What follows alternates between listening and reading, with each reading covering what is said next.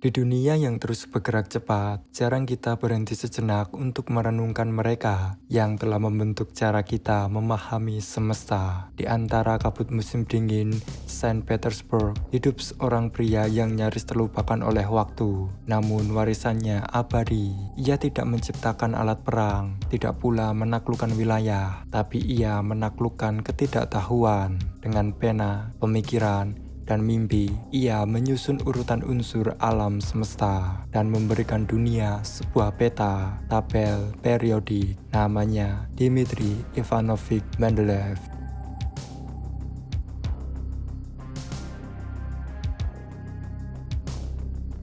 Dmitri Ivanovich Mendeleev lahir pada 8 Februari 1834 di Tobok, sebuah kota kecil di Siberia yang terpencil dan dingin. Ia adalah anak ke-17 dari keluarga besar dan anak terakhir yang lahir dari pasangan Ivan Pavlovich dan Maria Dmitrievna. Ayahnya adalah seorang kepala sekolah di Tobok Gymnasium. Dihormati karena dedikasinya terhadap pendidikan. Namun saat Dmitri masih sangat kecil, tragedi menghampiri. Sang ayah perlahan kehilangan penglihatannya akibat penyakit. Dalam sekejap, pilar ekonomi keluarga hancur dan kehidupan mereka berubah selamanya. Namun justru dari kegelapan itu, muncul cahaya dari seorang perempuan luar biasa, Maria Dmitrievna. Ia bukan hanya seorang ibu, tetapi juga seorang pejuang. Tanpa banyak pilihan, ia mengambil alih kendali dan menjalankan pabrik kaca kecil milik keluarga. Ia belajar berdagang, mengatur keuangan, memimpin pekerja, semuanya demi satu hal, agar anak-anaknya tetap bisa bersekolah, terutama Dmitri yang menunjukkan kecerdasan luar biasa sejak kecil. Namun takdir kembali menguji mereka. Pabrik yang menjadi satu-satunya sumber penghidupan terbakar habis dalam satu malam. Abu dan api mengubur harapan mereka, setidaknya di mata kebanyakan orang.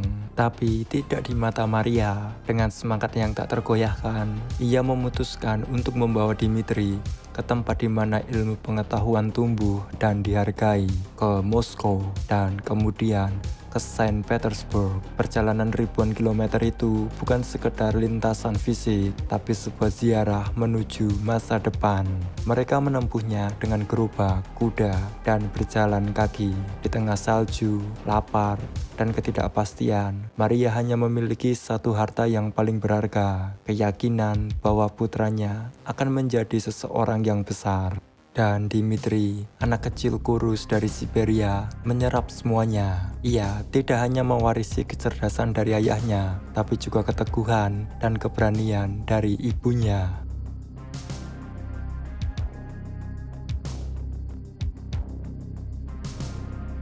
Saint Petersburg, kota yang menjadi mimpi banyak intelektual muda Rusia, menjadi medan ujian yang kejam bagi Dmitri Mendeleev. Di awal 20-an, ia bukanlah seorang profesor. Ia hanyalah seorang pemuda kurus, miskin, dan asing di tengah elit kota besar. Ia tinggal di kamar kos sempit yang lebih menyerupai gudang lembab. Angin musim dingin menyusup lewat celah jendela, dan makanan hangat seringkali hanyalah angan. Dan di atas semua itu, tubuhnya mulai menyerah. Ia batuk hampir setiap malam, dan lama-kelamaan batuk itu berdarah. Dokter menjatuhkan vonis yang lebih menusuk dari dingin Siberia, tuberkulosis. Banyak yang menyerah, banyak yang memilih diam, tapi Dmitri tidak. Ia dipindahkan ke Crimea, bukan untuk belajar, tapi untuk menunggu. Menunggu akhir dari segalanya. Tapi justru di tanah pengasingan itu, semangatnya bangkit. Di antara udara laut yang asin dan suara debu ombak, ia mulai membuka buku-buku tua, karya para raksasa ilmu kimia. Antoine Lavoisier yang menyulut revolusi kimia dengan hukum kekekalan massa. John Dalton yang berani menggambarkan dunia dalam bola-bola atom tak kasat mata. Amedeo Avogadro dengan hipotesisnya yang aneh tapi mendalam tentang gas dan partikel. Mendeleev tidak sekedar membaca, ia mencerna. Ia melihat bahwa di balik rumus dan tabel itu, kimia menyimpan sesuatu yang lebih besar. Logika seperti matematika, filosofi seperti pertanyaan tentang keberadaan, dan bahkan keindahan. seperti seni yang belum selesai dilukis. Setiap halaman yang ia baca bukan hanya menambah pengetahuan, tapi memperkuat visi. Sebuah kesadaran tumbuh dalam dirinya. Ilmu ini kacau, tidak teratur, terlalu banyak unsur, terlalu banyak kebingungan. Tapi mungkin, hanya mungkin, ada tatanan di balik kekacauan ini. Ketika ia akhirnya kembali ke Saint Petersburg, tubuhnya masih lemah, tapi pikirannya tajam. Hatinya penuh bara, dan tujuannya mulai jelas. Ia tak ingin sekedar mengajar, ia ingin mengubah cara dunia, melihat unsur-unsur yang membentuk segalanya, dari tanah, air, darah, hingga kehidupan itu sendiri. Ia kembali bukan sebagai pasien, tapi sebagai calon penemu sistem terbesar dalam sejarah kimia.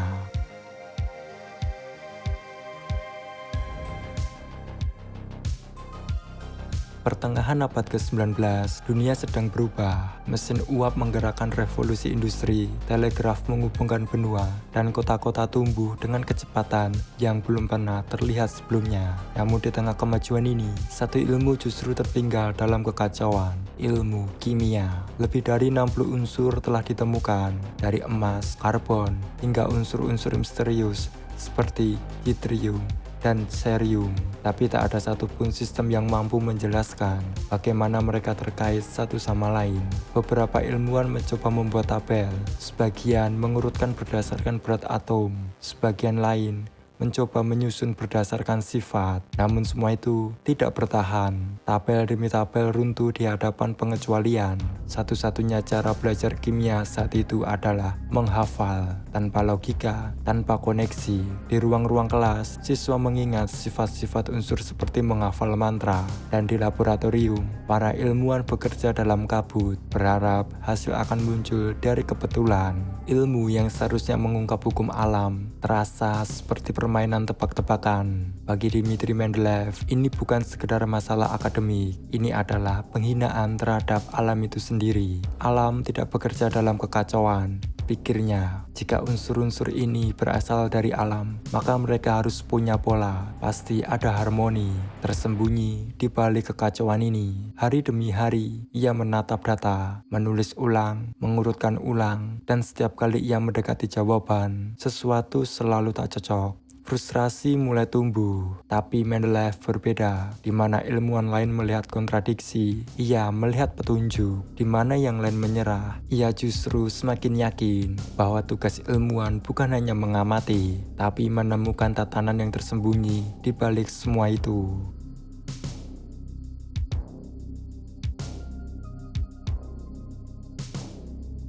Hari-hari itu, Dmitri Mendeleev seperti terputus dari dunia.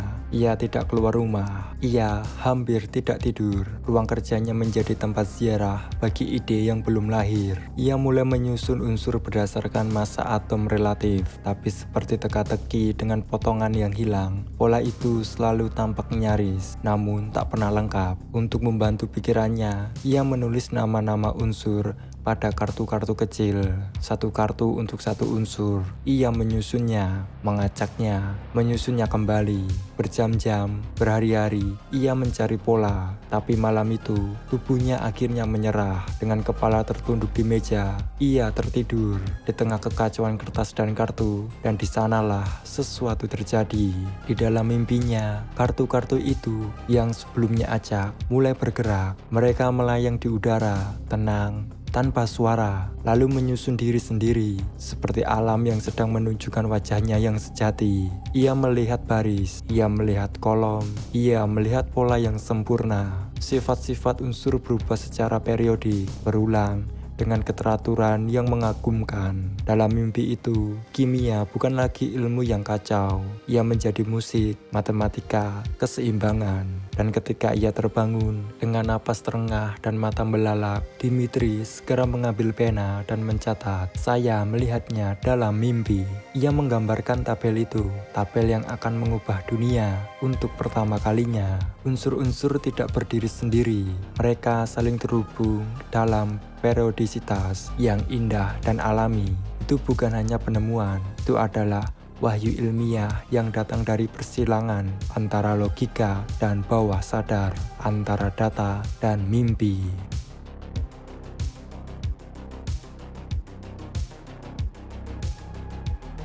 Tahun 1869, Dmitri Mendeleev duduk sendirian di ruang kerjanya di Saint Petersburg. Di hadapannya, lembar kertas berisi sesuatu yang belum pernah dilihat dunia sebelumnya.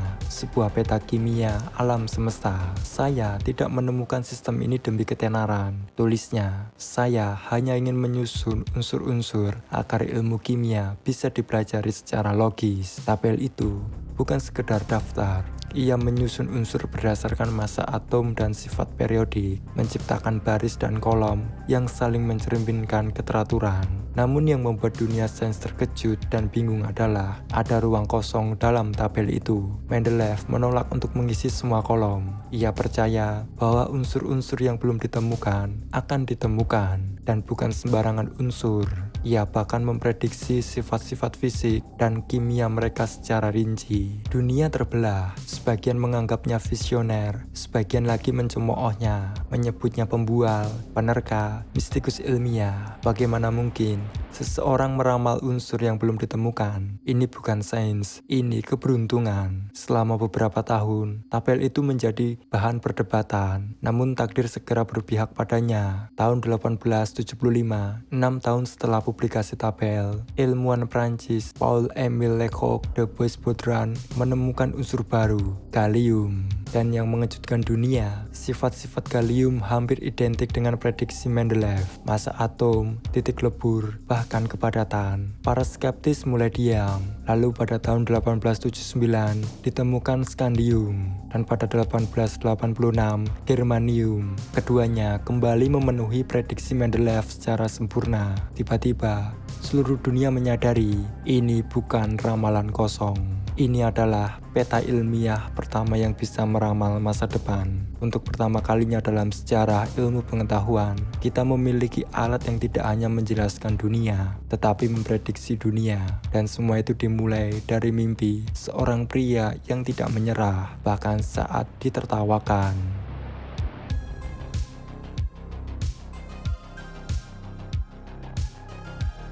Di dunia ilmiah, penemuan hebat seringkali tidak langsung disambut dengan pujian. Dan bagi Dmitri Mendeleev, penghargaan tidak datang secepat cemoohan. Meski tabel periodiknya mulai diakui di luar negeri, di negerinya sendiri, Rusia, Mendeleev justru diabaikan. Pada awal 1880-an, ia dicalonkan sebagai anggota penuh Akademi Ilmu Pengetahuan Rusia, sebuah kehormatan yang seharusnya menjadi formalitas, tapi yang terjadi adalah pengkhianatan ilmiah. Alasannya terlalu keras kepala, terlalu bebas berpikir, terlalu belak-belakan terhadap pemerintah. Padahal apa yang mereka takuti bukanlah Mendeleev sebagai ilmuwan, tetapi Mendeleev sebagai suara kebenaran di tengah kekuasaan yang menindas. Ia tidak pernah takut untuk mengkritik sistem pendidikan yang buruk. Ia menolak kompromi dengan ide-ide dangkal. Ia menuntut ilmu pengetahuan yang jujur, transparan, dan berpihak pada kemajuan.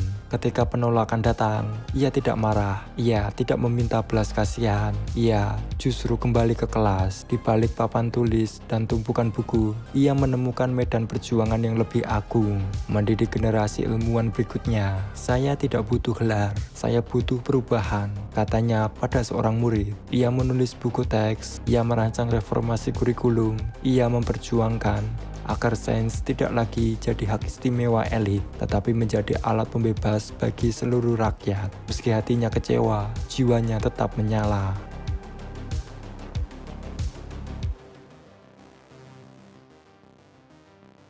Tabel periodik adalah bahasa alam semesta. Di balik setiap atom yang kita sentuh, di balik setiap reaksi kimia, teknologi, bahkan kehidupan itu sendiri, ada struktur, ada keteraturan, ada logika, dan semua itu berakar dari sebuah mimpi di meja kerja seorang pria Rusia pada abad ke-19. Dmitri Mendeleev tidak hanya menyusun unsur-unsur kimia, ia menyusun cara manusia memahami realitas. Lebih dari satu abad setelah ia wafat, tabel periodik masih menjadi landasan ilmu pengetahuan modern, dipakai di setiap sekolah, di setiap laboratorium, di setiap penemuan baru dalam kimia, biologi, bahkan fisika kuantum. Pada tahun 1955, sekelompok ilmuwan di California berhasil menciptakan unsur baru, unsur nomor 101, dan mereka memberinya nama Mendeleevium. Kami berdiri atas bahunya, ujar salah satu peneliti, karena tanpanya kami bahkan tak tahu harus berdiri di mana. Sebuah unsur yang tidak terbentuk secara alami, unsur yang hanya bisa lahir dari eksperimen paling mutakhir, sama seperti pemikiran Mendeleev yang lahir dari batas antara sains dan imajinasi. Ia tidak hanya mengubah ruang kuliah, tapi juga mengubah cara manusia berpikir, tidak hanya menemukan pola dalam unsur, tapi juga dalam pencarian kebenaran.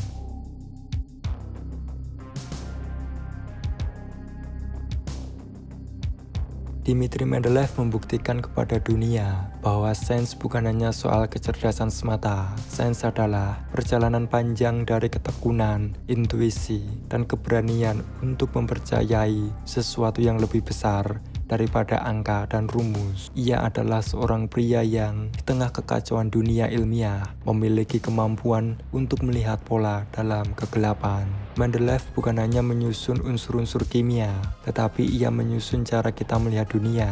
Ketika dunia terlihat kacau dan tidak teratur, ia memilih untuk mempercayai bahwa ada harmoni yang tersembunyi, dan melalui ketekunan serta keyakinannya, ia mengungkap simfoni tersembunyi dalam alam semesta. Sains bukan hanya tentang mencari jawaban, tetapi tentang memandang kekacauan dan melihat keteraturan. Mendeleev mengajarkan kita bahwa keindahan sejati ada dalam keteraturan yang ditemukan oleh mereka yang tidak takut untuk bermimpi besar dan berani berjuang dalam kesendirian demi visi mereka. Ia adalah simbol dari kekuatan mimpi yang terpadu dengan logika. Seorang pria yang meski hidupnya dalam kesendirian dan penderitaan, menciptakan sesuatu yang mengubah dunia, dan dunia masih memeluk karyanya hingga hari ini. Sungguh, setiap unsur dalam tabel itu adalah tanda-tanda masa depan, dan ketika kita menyentuh tabel periodik di sekolah, atau ketika ilmuwan di laboratorium menemukan unsur baru, sebenarnya